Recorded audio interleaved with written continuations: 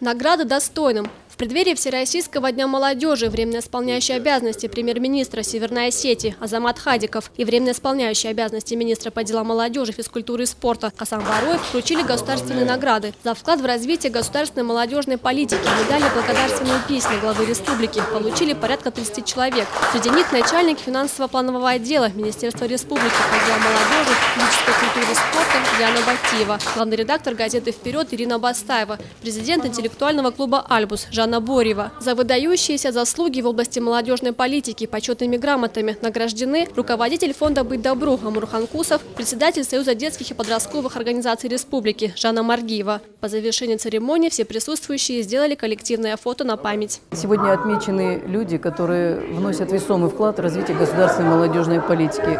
Это руководители молодежных общественных организаций, люди, которые непосредственно специалисты министерства. И на их плечах очень большая, серьезная работа.